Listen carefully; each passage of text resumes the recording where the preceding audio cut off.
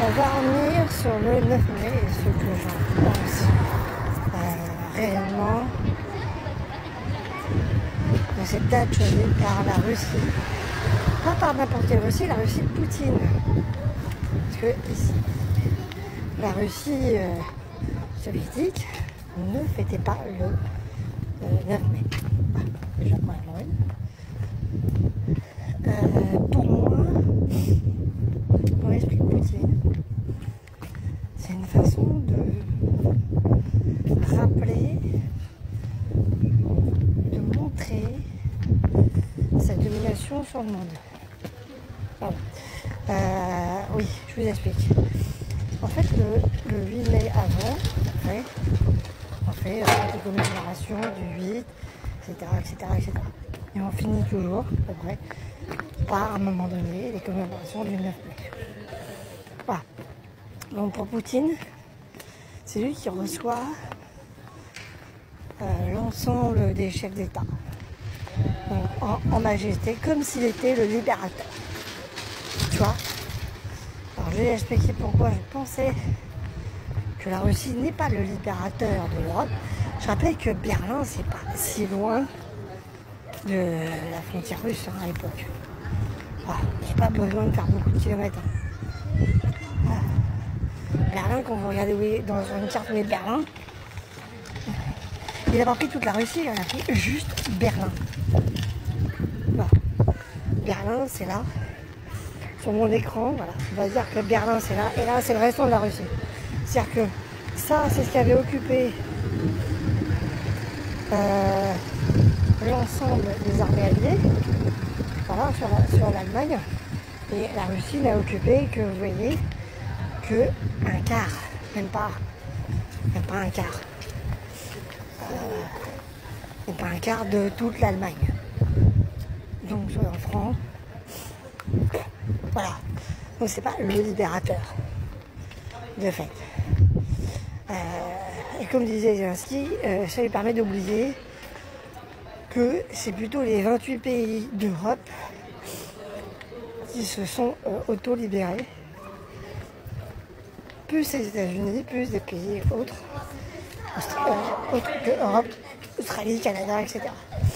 Bref, Nouvelle-Zélande, pour en citer pas. Même les peuples natifs, puisqu'après tout, ils sont un peu exclus de la nation américaine. On va les traiter comme une nation différente. Allons-y.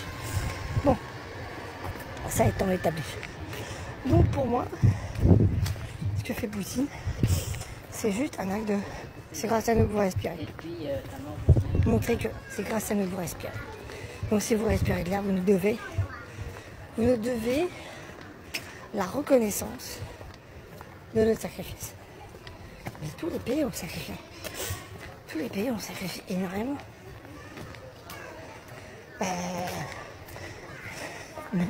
Même les indigènes, même les troupes indigènes, enfin moi je pourrais considérer que beaucoup de gens ont sacrifié énormément pour arriver en Allemagne. Voilà. Donc c'est un peu... Ouais, c'est un peu facile quoi. Ouais. Et puis beaucoup de troupes géorgiennes, etc. Enfin, il y a beaucoup de monde qui a participé à cette guerre mondiale. Hein. Mais Poutine a montré que c'est lui le libérateur, c'est grâce à nous, c'est grâce à nous, Russes, et grâce à notre sacrifice que vous en êtes. Donc il voudrait réécrire l'histoire, sachant que la signature du 9 mai, il y a une signature le 8, et c'est parce que Staline a gueulé en disant qu'il n'était pas présent à la signature. On a dû en faire une signature le 9. Voilà, c'est tout. C'est lui qui a demandé à ce qu'on re-signe le 9. Donc à la base, voilà. Et au final, si l'Europe n'avait pas gagné toutes les batailles qu'elle a gagnées, Stalingrad, c'était fini. Hein. En fait, il est resté 90% de la ville était aux mains des Allemands. Donc, l'armée russe était sur le recul à moi. Donc, pour moi, c'est une façon d'assurer sa domination. Voilà, totale.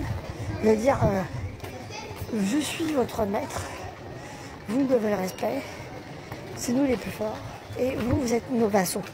C'est un peu le problème des Russes, c'est que tout ce qui est à toi est négociable. Voilà. C'est un peu ce principe-là de l'autocratie de Poutine. C'est que tout ce qui est à moi est négociable, et tout ce qui est à toi est négociable. Et si tu veux le garder, faut que tu sois sympa. Tu vois? Et c'est un peu cette façon de faire. Et derrière ça, il y a cette façon de faire, très autocratique de Poutine, parce que après tout, on a critiqué Trump pour les autres choses. Hein. On se rappelle que Trump, c'est comme ça. À nous, si vous ne voulez pas parler, si vous parlez pas allemand, rappelez-vous donc, c'est le même principe autocratique, la même volonté d'imposer sa loi en montrant sa puissance. Alors que il de réécrire un peu l'histoire aussi au passage, de réécrire l'histoire en disant mais après tout l'Europe c'est moi, je suis le maître de l'Europe, voilà, je suis le maître et vous êtes mes vassaux. C'est un peu ça la vision du 9 mai que j'en ai de la part de Poutine. Comme je disais, les soviétiques n'ont pas fêté le 9 mai, sauf 2 fois.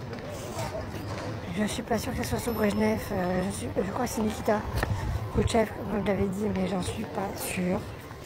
Ça reste à revérifier. Sous Staline, une fois, je sais, c'est sûr. Mais au final,